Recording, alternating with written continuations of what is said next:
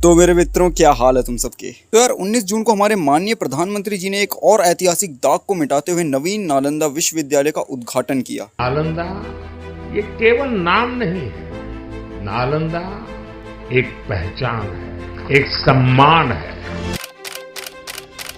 मतलब पुनः सत्ता में आते ही लिब्रांडो को खून के आंसू रुलाने का काम कर दिया। और काम भी ऐसा कि बेचारे चुपचाप तकिए में मुंह देकर रोएं, क्योंकि नालंदा का विरोध नहीं कर सकते भाई। वो एक यूनिवर्सिटी है, भले ही नालंदा है पर है तो यूनिवर्सिटी ही। ये लोग चाह कर भी कुछ नहीं बोल सकते हैं। ये मत समझ लेना कि ये नालंदा का सम्मान करते हैं। इनका सम्मान हमने राम मंदिर के समय देख लिया था। अब जब पूरा लिब्रांडोगण सोच रहा था कि बोले तो बोले क्या, करे तो करे क्या, तभी सूखे आयोडेक्स की लाइनें खींच कर आए वामपंथी, स्पेशली वामपंथने। लाल कबूतर ही कहेंगे। तो ये आए और मार्केट में एक नई ट्रस्ट मी ब्रो वाली बकैती उतार दी, जिसमें इनका कहना था कि जो प्राचीन नालंदा थी उसे खिलजी ने नहीं बल्कि ब्राह्मणों ने जलाया था। खिलजी तो बेचारा क्यूट बॉय था, बस सामने से जा ही रहा था, उसको लोगों ने फालतू में ही फंसा दिया। अब देखो, ये कोई चौंकने वाली बात नहीं है, क्योंकि यहाँ के वामपंथियों का रूटीन है पूरे दिन का। ये जितने भी आक्रमणकारी थे, ये खिलजी, मुगल, गौरी वौरी टाइप, इनको इन्होंने अपना शुगर डैडी बना रखा होता है। और कईयों को तो इनका नाम सुन के ही हाय बख्तियार, उफ मुगल, अरे औरंगजेब निकल जाता है। और अपने इसी नोटी पनी की तलब में वो इस बार भी खिलजी को ओह डैडी बनाते हुए कह दिया कि माय लॉर्ड। अरे नहीं, राम मंदिर वाले फैसले और फटकारों की वजह से इन वामपंथियों की कोर्ट जाने से थोड़ी बहुत फटने लगी है। तो वो अपने चैनल और व्हाट्सएप ग्रुप पर ही, अरे नहीं वो तो बड़ा इनोसेंट लड़का था जी, उसे फंसाया गया है, असल में नालंदा को ब्राह्मणों ने जलाया था। इनसे पूछोगे ना कि टाइटैनिक कैसे डूबी, साले उसका कारण भी ब्राह्मणों को ही बता देंगे। और इनका बताने का तरीका बड़ा तिरंगा होता है, तुम्हें मजा आएगा जानकर। और अंत तक ऐसी ऐसी थ्योरीज मिलेंगी कि तुम्हें भी यकीन हो जाएगा कि नालंदा को ब्राह्मणों ने ही जलाया था। आइए देखते हैं। तुमने मल्टीवर्स ऑफ मैडनेस तो देखी ही होगी। उसमें वांडा कैसे डार्क होल्ड का इस्तेमाल कर स्वप्न यात्रा करके एक यूनिवर्स फिर दूसरे यूनिवर्स को देखने लगती है। और वो जितने यूनिवर्स होते हैं वो भी अपने आप में ही एक रियलिटी होते हैं। तो ठीक ऐसा ही सीन होता है इन वामपंथी इतिहासकारों और उनके मॉडर्न चूजों का। एग्जाम्पल के लिए वांडा कौन थी? Scarlet Witch. भले ही वो दिखने में क्या ही कहूँ, पर थी तो विच ही, चुड़ैल ही। उसी प्रकार असल जिंदगी में भी ये दिखने में चुड़ैल टाइप ही होती हैं, क्योंकि वामपंथी होने का नियम नंबर 2, नहाते तो है नहीं ये लोग, और नहा के भी कौन सा चेहरा बदल जाता है। लेकिन ऐसा चेहरा लेकर यूट्यूब पर तो जा नहीं सकते, तो ये भारी मात्रा में मेकअप का इस्तेमाल करने लगती हैं। ये लाली, वो लिपस्टिक, ये आईलैश, और कोई इसको लेकर टोक ना दे, इसलिए चैनल पर ही लिख देती है I like doing that makeup. अरे तुम्हें करना पड़ता है, क्योंकि सही बात है तो तुम बोलने से रही, और नेचुरल लुकिंग का मामला तो छोड़ ही दो। तो फिर जबरदस्ती का हाथ घुमाई मेकअप और जबरदस्ती की बोल्डनेस तुम्हें करनी पड़ती है। ऑडियंस कुछ तो देखने के लिए रुके। मैडम तुम्हें ही लगता है कि तुम कुछ नया कर रही हो, पर आपसे पहले मधु सिंह मैम ये सब कर चुकी हैं। अब आईलैश वाइलैश का ड्रामा ये कर तो लेती हैं, पर वही है, फर्क क्या पड़ना है। चुड़ैल चाहे जितना ही मेकअप कर ले, स्कारलेट विच नहीं बन जाती। उसके बाद जैसे वांडा मोमबत्तियां लगाकर बीच में डार्क होल्ड रखकर अपना सेटअप बनाती है और फिर पद्मासन में आकर अपनी स्वप्न यात्रा शुरू कर देती है,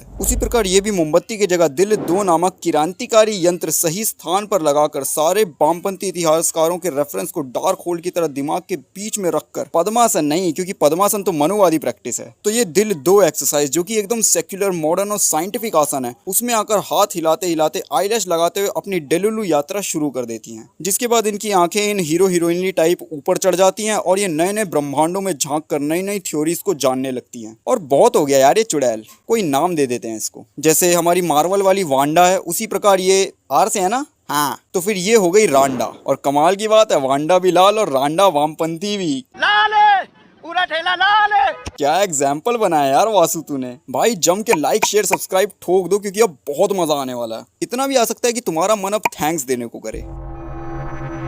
तो अपनी स्वप्न यात्रा की शुरुआत में रांडा पहुंचती है अर्थ 2611 में। इस रियलिटी में उसे पता लगता है कि बख्तियार खिलजी एक ब्राह्मण था। अब सब पूछेंगे कि ब्राह्मण कैसे था, तो भाई देखो, ये जो ब्राह्मण हुआ करते थे वो शिक्षा के उद्देश्य से या अलग अलग कारणों से अफगानिस्तान, पाकिस्तान साइड जाया करते थे, क्योंकि उस समय मोदी तो था नहीं, तो पाकिस्तान और अफगानिस्तान हमारे दोस्त हुआ करते थे। अब जब ब्राह्मण आया जाया करते थे, तो ऐसे ही एक दिन एक ब्राह्मण को देखकर वहाँ की एक लड़की इंप्रेस हो गई और फिर दोनों ने नंबर्स एक्सचेंज करके लेट नाइट टॉक शुरू कर दी। इसके कुछ दिन बाद वो दोनों ओयो चले गए और 15 से 20 दिन बाद रिपोर्ट पॉजिटिव आ गई। इस बात को जानते ही ब्राह्मण लड़के ने उसको पहचानने से मना कर दिया और सिम मोबाइल तोड़कर भारत आ गया। अब गुस्से की आग में उस महिला ने जल्द से जल्द खिलजी के ऐतिहासिक बाप से शादी कर ली और उसको पता भी नहीं चला कि ये बच्चा किसका है, क्योंकि वो बेचारा था अनपढ़, प्रेगनेंसी पीरियड के बारे में जानता नहीं था। फिर उसके बाद उस महिला ने अपना प्रतिशोध लेने के लिए उस बच्चे के मन में सारी नफरती भावनाएं भरना शुरू कर दिया और बड़ा होकर जब वो भारत आया तो इसी नफरत की वजह से उसने लूटपाट और आगजनी शुरू कर दी और नालंदा को भी जला दिया। अब तुम ही बताओ, अगर वो वो ब्राह्मण उस महिला को धोखा नहीं देता तो क्या ये सब होता?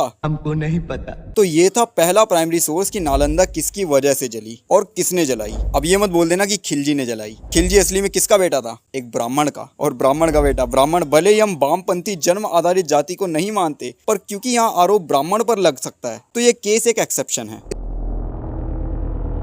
इसके बाद रांडा ने झांका अर्थ 72 पर। वहां उसे एक नए प्राइमरी सोर्स से पता लगा कि देखो खिलजी था अनपढ़, क्योंकि केजरीवाल जी उस समय मुख्यमंत्री नहीं थे, वरना लंदन जैसी दिल्ली में ही खिलजी को वर्ल्ड क्लास एजुकेशन मिल जाती और वो 9वीं फेल 10वीं पास करें 11वीं फेल 12वीं पास करे वाला फॉर्मूला लगाकर जिला टॉप लागेलू हो जाता। और क्योंकि 11वीं में उसे बिजनेस के लिए 2000 रुपए मिले होते तो मस्त अपना डॉली वाली टाइप एक टपरी लगाकर बिल गेट्स के साथ खाइने खाइएगा क्या करके मस्त जी रहा होता। पर वही है, केजरीवाल जी नहीं थे तो शिक्षा नहीं मिली। #रिलीज केजरीवाल। ध्रुव के पापा को रिहा करो भाई, रिहा करो। अब देखो एजुकेशन मिली नहीं तो अनपढ़ खिलजी आगे बढ़ा और पहुंचा बिहार, नालंदा साइड। यहाँ उसने ये बड़ा विश्वविद्यालय देखा, ज्ञान व बुद्धि का भंडार। अब उसके मन में इच्छा जागी कि चलो यही पूछ लेते हैं। अब वो गया द्वारपालों के पास, लेकिन नालंदा का एक नियम था, अगर यहाँ पर एंट्री चाहिए तो पहले द्वारपाल तुम्हारा टेस्ट लेंगे और अगर तुम फेल हो गए तो एंट्री नहीं मिलेगी। अब खिलजी बेचारा अनपढ़ था तो टेस्ट क्लियर नहीं कर पाया। फिर क्या, द्वारपालों ने भगा दिया, जिसकी वजह से उसके मन में एक कुंठा ने जन्म ले लिया। और तुम जानते हो कि इस देश में कुंठा का मारा एक व्यक्ति अगर पत्थर और हथियार भी उठा ले और कईयों की जान ले ले तो वो भी बेचारा निर्दोष ही होता है। पर याद रखना, ये फैसिलिटी हमारे देश की सबसे खास माइनॉरिटी के लिए ही है, हर कोई इसका लाभ नहीं उठा सकता। और अगर तुम हिंदू हो तो भूल जाओ भैया, तुम्हारे समर्थन में कुत्ता भी मुद्दे देना बहुत बड़ी बात हो जाएगी। तो भाई की ईगो हो गई हर्ट। अब उसको चाहिए थी किसी भी कीमत पर एंट्री। उसकी इसी भावना को पकड़ा आसपास के कुछ ब्राह्मणों ने। वो लोग नालंदा में एंट्री के लिए फास्ट ट्रैक कोर्स चलाते थे और कुछ समय से उनका नालंदा वालों से मतभेद चल रहा था। तो उन ब्राह्मणों ने इस मौके का फायदा उठाते हुए उस बेचारे खिलजी को फास्ट ट्रैक कोर्स के नाम पर संजय दत्त की फिल्में जैसे वास्तव, खलनायक, अग्निपथ, मुन्नाबाई इत्यादि दिखाकर उसे बौद्धों के खिलाफ भड़का दिया। उसके बाद खिलजी दोबारा गया द्वारपालों के पास और बोला, वो बाहर कैजुअलिटी में कोई मरने की हालत में रहा तो उसको फॉर्म भरना जरूरी है क्या? भाई ये नहीं बोला था, मुन्नाबाई दिखाई तो थी उसको। अरे भाई गांधी वाली दिखाई थी, ये डायलॉग MBBS का है। Oh sorry, my mistake. तो फिर खिलजी ने द्वारपालों से कहा, नायक नहीं खलनायक हूं मैं, चल चुपचाप बाजू हट। द्वारपालों ने कहा, बच्चों मत कर लौड़े, एक गांड पे रैप्टा मारा ना सड़क पे हकता फिरेगा। उसके बाद उसका माथा टनक गया। वो फिर से चला गया ब्राह्मणों के पास और इस बार उन्होंने इसे KGF 2 दिखा दी। इतने में उन्होंने पूरे नालंदा की आसपास की जमीन पर तेल छिड़क दिया। अब जब उसने KGF 2 देखी तो उसकी बुद्धि खराब हो गई। इसके बाद वो बोला, मेरा बाप भी बदमाश था, मैं भी बदमाश हूँ। और फिर उन्हीं ब्राह्मणों ने उसके हाथ में आग वाली लकड़ी पकड़ा दी। इसके बाद कानों में एयरपोर्ट्स लगाकर खलनायक का गाना सुनते हुए खिलजी गया और उसने नालंदा फूंक दी। और ब्राह्मण इतने शातिर कि ये करते हुए उन्होंने उसकी वीडियो बनाकर YouTube पर डाल दी और उस पर एक दिन में आ गए 20 मिलियन व्यूज। सबको तो यही लगा कि नालंदा बख्तियार खिलजी ने जलाई, पर उसके हाथ में हथियार पकड़ाया किसने? उसकी सोच को ऐसा बनाया किसने? इसके बाद रांडा का मन मचला और वो पहुंची अर्थ 9/11 पर। यहाँ पर उसे डॉक्टर अंकित वर्मा, मेरे बहुत अच्छे दोस्त हैं, उनके एक प्राइमरी सोर्स से पता लगा कि नालंदा को ब्राह्मणों ने इसलिए जलाया था क्योंकि कहते हैं कि उन्हें बहुत बड़े लेवल का एक यज्ञ करना था। अब बड़े लेवल का यज्ञ है तो अग्नि भी बड़े लेवल की चाहिए, एकदम लंबी लंबी लपटें। तब उन्होंने सोचा कि साला ऐसा क्या जलाएं कि इतनी लंबी लपटें जन्मे जो अग्निदेव को एक बार में खुश कर दें। अब यही सोचते विचारते वो रास्ते में जा रहे थे और उन्हें दिख गई नालंदा। इसके बाद उन्होंने सोचा कि यार बगल में छोरा, शहर में डिंडोरा, इससे बड़ा आग का भंडार और कहाँ मिल सकता है। फिर क्या, उन्होंने मिट्टी तेल को हवा में उछाल दिया और फिर वायुदेव का आह्वान करने लगे। इतनी प्रार्थना देखकर वायुदेव ने हवा में ही मिट्टी के तेल को नालंदा जितना फैलाकर उसके ऊपर बरसा दिया। अब बस एक चिंगारी की देरी थी तो ब्राह्मणों ने लाइटर जलाकर कुंफू हसल स्टाइल में फेंक दी और इसी तरह इस सहस्राब्दी का सबसे बड़ा यज्ञ शुरू हो गया, जो कि लगातार 6 महीनों तक चला। अब सब सोच रहे होंगे कि इतनी देर तक आग लगती रही तो किसी ने पानी क्यों नहीं पहुंचाया वहां पर। तो देखो, उस समय क्या था कि बीजेपी की सरकार ने पानी रोक दिया था, इसलिए आग बुझ नहीं पाई। और फिर जब नॉन बीजेपी स्टेट की सरकारें पानी का टैंकर भेज रही थी तो अटल सेतु में क्रैक की वजह से वो टैंकर सही टाइम पर वहां पहुंच नहीं पाए और इसी तरह एक महान विश्वविद्यालय 6 महीने तक धधकता रहा। और यह सब किस लिए? केवल एक पाखंडी मनुवादी यज्ञ के लिए। इसके बाद रांडा चुड़ैल पहुंची अर्थ 786 में। इस वाली रियलिटी में हुआ क्या कि ब्राह्मणों और बौद्धों के बीच अचानक से भिक्षाटन के एरिया को लेकर तकरार बढ़ने लगी। देखो, जनरली अगर दोनों अपने आश्रमों या मठों के हिसाब से चलें तो भिक्षाटन दोनों में एक मुख्य और पवित्र क्रिया होती है, लेकिन बात पड़ गई एरिया की। और बिहार तो तुम जानते हो साला, यहाँ 1 बीघा जमीन के लिए भी भाई भाई में माथा खुल जाता है। यहाँ तो पूरी नालंदा थी तो लड़ाई शुरू। अब ये लड़ाई बात से हाथापाई तक ना आ जाए, इसलिए उस समय के एक फेमस बूढ़े जैन व्यक्ति चंपकलाल गड़ा ने एक शांतिपूर्ण रास्ता निकाला। वैसे तो रजत दलाल को बुलाया जाना था, लेकिन वो थोड़ा पुलिस के चक्कर में फंसा हुआ था, इसलिए उसको नहीं बुलाया। अब चंपक चाचा ने क्या किया कि दोनों गुटों के लोगों को आमने सामने बैठाया और कहा कि देखो, मार पीट से कुछ नहीं मिलने वाला, तो एक काम करो, पबजी नामक खेल में एक रूम बनाओ और टीडीएम खेल लो। जो जीतेगा नालंदा उसकी, गोलियां भी चलेंगी और कोई मरेगा भी नहीं। सत्यानाश कर दिया।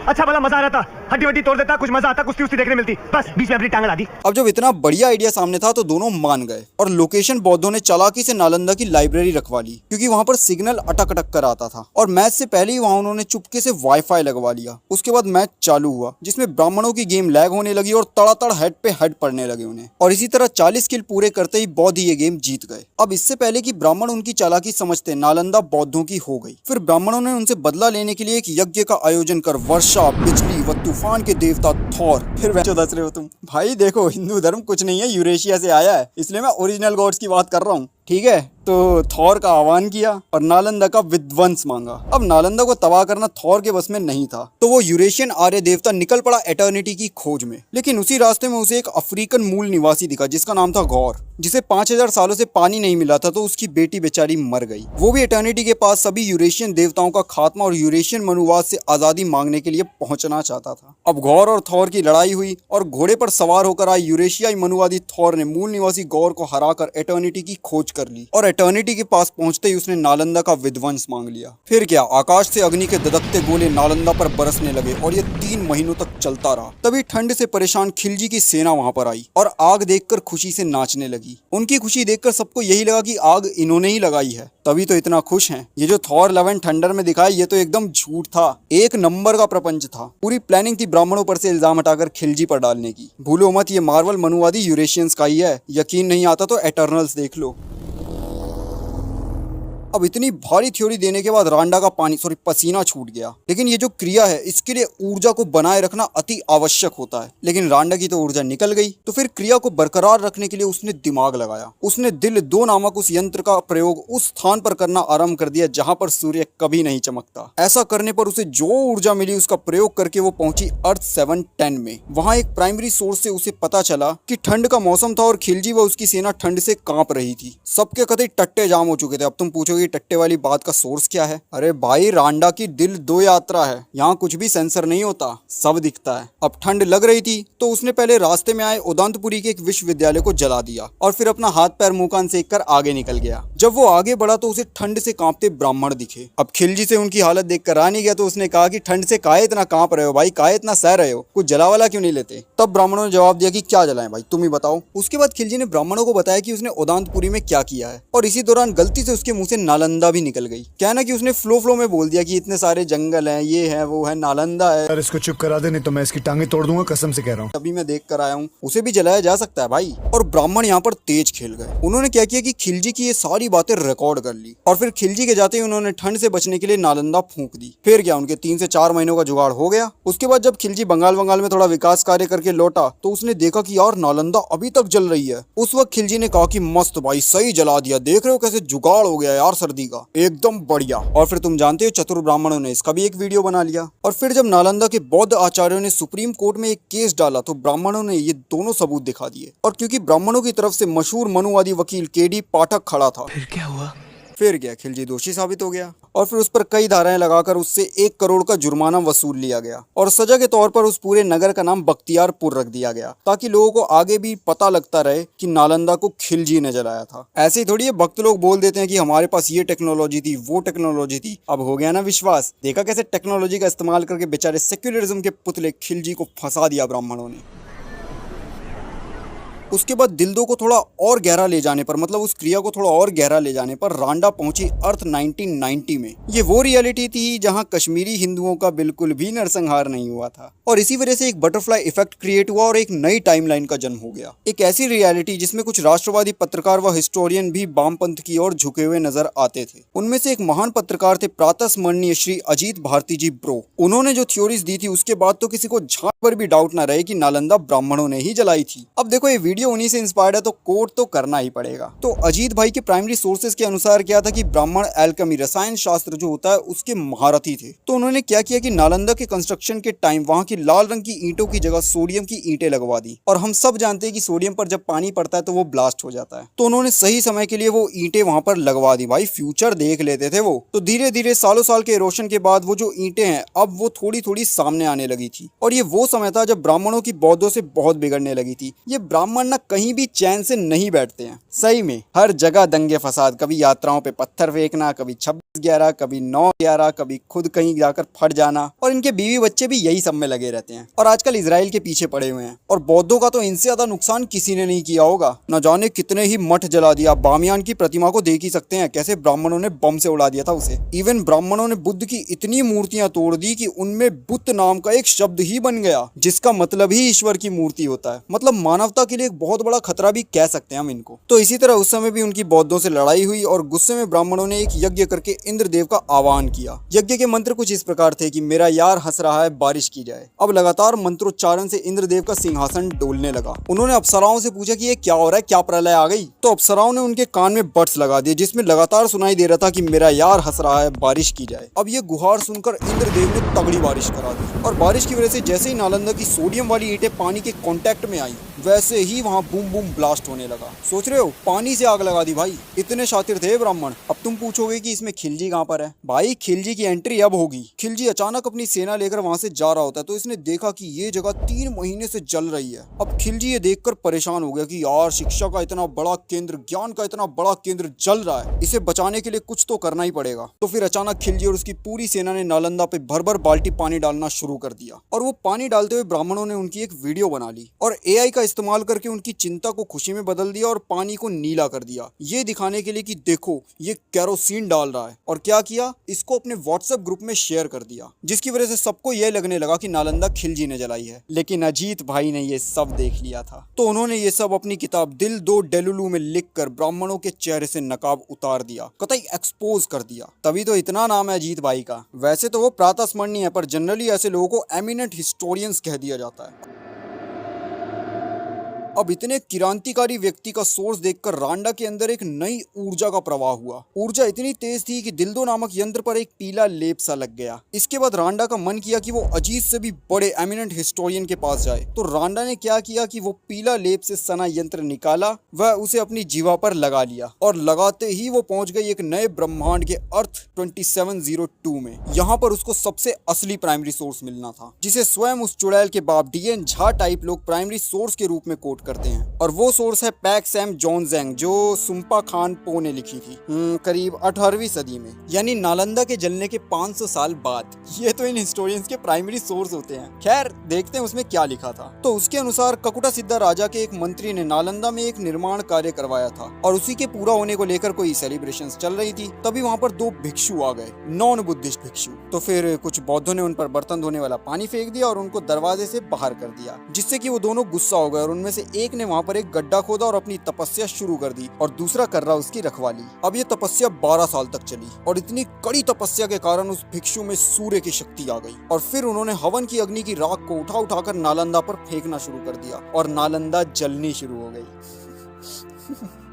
उसके बाद नालंदा का जो पुस्तकालय था उसके 9th फ्लोर पर रखी थी 2 बौद्ध पुस्तकें, उनमें से अचानक पानी बरसने लगा जिसकी वजह से काफी ग्रंथ बच गए और उसके बाद राजा के डर से वो दोनों भिक्षु वहां से भाग गए और उन दोनों भिक्षुओं का अंत अग्नि के कारण ही हुआ। अब देखो ये मत कह देना कि मार्क्सिस्ट तो विज्ञान में मानते हैं तो वो ऐसे रेफरेंस क्यों दे रहे हैं। भाई आरोप किस पर लग रहे हैं? ब्राह्मणों पर ना। तो भाड़ में गई साइंस। DN झा स्वयं इसी दिल दो मुद्रा में बैठकर ये सब देख रहा था। कम समझते हो क्या कमरे में बंद हुए वामपंथी को? दिल दो मुद्रा का प्रयोग करके वो कहाँ जा सकता है तुम सोच भी नहीं सकते। भले DN झा ने जो कोड किया है वो किसी BNS यादव की किताब से था, इनका चलता रहता है। दिल दो यात्रा के बाद ये जो कुछ भी देखते हैं उसे प्रूफ करने के लिए ये सारे एक दूसरे में ही 69, 96 खेलते रहते हैं। जाते हैं। और BNS यादव को तो खुद इस थ्योरी की करेक्टनेस पर डाउट था, पर अगर एक वामपंथी कुछ कह दे तो उसे सच बनाने के लिए किसी दूसरे वामपंथी का कोट और थोड़ा सा मॉडिफिकेशन वर्ड चाहिए होता है। हाँ, आज के टाइम पर एक दिन में 10 मिलियन व्यूज वाले फॉर्मूला ने इसको रिप्लेस कर दिया है। खैर, तो ऐसे जलाई थी ब्राह्मणों ने नालंदा, और मैंने उस चुड़ैल की वीडियो में भी इसी लॉजिक को देखा था। हाँ, मैडम ने किताब से पानी निकलना और डाउटफुल सोर्स वाली बात छुपा दी। अब देखो, वामपंथी होने का तीसरा नियम तो फॉलो करना ही पड़ेगा। जो भी इनके प्रोपेगेंडा के विरुद्ध जाए या तो उसे छुपा दो या बेशर्मी से इग्नोर कर दो। तो इसी का पालन करके रांडा भी ये सब छुपाकर आराम से अपनी वीडियो में व्हाट्सएप यूनिवर्सिटी भौंक कर ब्राह्मणों ने नालंदा जलाई बोल देती है। और अगर कोई इससे ट्विटर पर या यूट्यूब पर ही सीधा सवाल कर लेता है तो उसे डोडो बोलकर अपने ही आप में कूल बनने लगती है। मुझे हंसी और गुस्सा ऐसे लोगों पर आता है जो इन लोगों को डिग्रियां दे देते हैं, और तरस उन बच्चों पर आता है जो इसे झेल लेते हैं। मैं तो कहता हूँ इंक्वायरी करा लो, कहीं बच्चों को पढ़ाई के नाम पर आयोडेक्स की लत तो नहीं लगाई जा रही। और प्लीज कोई उस वामपंथन से ये मत पूछ लेना कि उसने शुरुआत किस उम्र में की थी और उसे डिग्री किस उम्र में मिली है। उसने वुमेन कार्ड खेल लिया ना, रोते फिरोगे तुम। और वैसे भी हमें क्या पता रांडा कौन है, मैंने बस एक एग्जाम्पल दिया है। सुन लो भाई, इसका संबंध किसी भी जीवित व्यक्ति से नहीं है, मैंने बस एक एग्जाम्पल लिया है। डीएन अजीत भारती के अलावा ना किसी का नाम लिया, ना किसी की फोटो सामने रखी है। अब तुम खुद दिमाग लगाओ तो ये भाई तुम्हारी मेंटल एबिलिटी है, मुझे मत घसीटना इसमें। समझदार को इशारा काफी, ठीक है। तो अब तो तुम्हें पता लग ही गया होगा कि ब्राह्मणों ने किस किस प्रकार से नालंदा जलाई थी। ना मिनाल सिराज की तबाकत नसीरी मत पढ़ लेना भाई, ना झूठ है वो, यकीन नहीं होता। अलीगढ़ मुस्लिम यूनिवर्सिटी के आर्काइव्स में पढ़ी है किताब, चाहो तो देख लो जाकर। उसमें नालंदा बिल्कुल भी नहीं लिखा है भाई। ये BBC वाले, नेशनल जियोग्राफी वाले चोमू है एक नंबर के। और ये JNU के प्रोफेसर भी बहुत बड़े चोमू है। वैसे रांडा भी JNU पर ये JNU के प्रोफेसर झूठ बोल रहे हैं, रांडा सच बोल रही है भाई। बाकी अब जिसे जितना रोना है वो रोता रहे। मैं बस इतना कहना चाहता हूँ कि मोदी ब्रो, नालंदा यूनिवर्सिटी का उद्घाटन कर दिया, बहुत अच्छी बात है। ये बख्तियारपुर का भी कुछ कर दो यार। हमें इन लिब्रांडुओं को इस मुद्दे को लेकर भी रोते देखना है भाई। कंटेंट की वैसे कमी नहीं है, पर थोड़ा और दे दो यार। और देखो, माना हमने एक ज्ञान के महाभंडार को खो दिया है, लेकिन बहुत कुछ अभी भी बचा है हमारे पास। हमारे पास वेद हैं, उपनिषद है, वेदांत है, श्रीमद् भगवत गीता है, दुर्गा सप्तशती है, 6 मुख्य दर्शन है, रामायण है, जय संहिता है, त्रिपिटक है, धम्मपद है, आगम है, तीर्थंकरों के वचन है, गुरुओं की वाणी है, कबीर के खजाने हैं, नचिकेता के प्रश्न है, अष्टावक्र के उत्तर हैं, संतों के गीत हैं, ध्रुव की जिज्ञासा है, परमहंसों की युक्तियां हैं, और भी बहुत कुछ है जो इस भूखंड की ज्ञान रूपी ज्योति को हर एक सदी में प्रकाशित करता रहता है। हमारा ज्ञान सदियों से प्रकाशित रहा है, क्योंकि इस मिट्टी, इस धरा में ही कुछ खास है जो हर सदी में एक महाविचारक को जन्म दे देती है। प्रकृति जिस सुपर ह्यूमन, मेटा ह्यूमन की तलाश में लगातार बिना रुके जितने भी रिएक्शन और रिप्रोडक्शन करती रहती है, उसका सबसे ज्यादा फल इसी भूखंड, इसी धरती को मिला है। और अगर हमें ये लीगेसी बनाए रखनी है तो हमें ज्ञान के इस महाभंडार का पुनः वितरण आरंभ करना ही पड़ेगा। महापुरुषों के उपहार व अपनी इस धरोहर की रक्षा करने की जिम्मेदारी हमारे ही हाथ में है। और अगर यह ज्ञान लुप्त हो गया तो हमें फिर एक लंबे समय के लिए श्री कृष्ण की राह देखनी पड़ेगी। इसलिए प्रधानमंत्री जी से मेरा एक आवेदन, विनती, प्रार्थना, जो समझना है समझ लो, वो है कि अब इस ज्ञान के प्रसार पर भी थोड़ा ध्यान दिया जाए। भारत विश्व गुरु इसी ज्ञान के कारण था। मॉडर्न एजुकेशन अति आवश्यक है, परंतु जीवन जीने की कला व रहस्य इस महाज्ञान में है। इसलिए इस महाज्ञान के प्रचार प्रसार पर ध्यान दिया जाए। और जितने भी लोग अपनी तरफ से इस महाज्ञान के प्रचार प्रसार में लगे हुए हैं, उनसे बस इतना कहना चाहूंगा कि भले ही नालंदा किसी बाहरी गलीच आक्रमणकारी द्वारा नष्ट कर दी गई हो, उसका दुख विकराल है, परंतु आनंद इस बात का भी है कि आपने अपने घरों में छोटी छोटी नालंदाओं को खोला और आज तक बचा रखा है। धन्य हैं आप लोग, और कोटि कोटि धन्यवाद है आपको। बाकी मेरे मित्रों, वीडियो कैसी लगी है कमेंट सेक्शन में बताओ। अच्छी लगी है तो लाइक करो, कमेंट करो, शेयर करो, ताकि बाकियों को भी पता लग सके कि नालंदा आखिर किसने जलाई है। बाकी थैंक्स करना है करो, नहीं करना मत करो। मैं तो जा रहा हूँ देश का PM बनने के सपने देखने वालों को आईना दिखाने। जय श्री कृष्ण।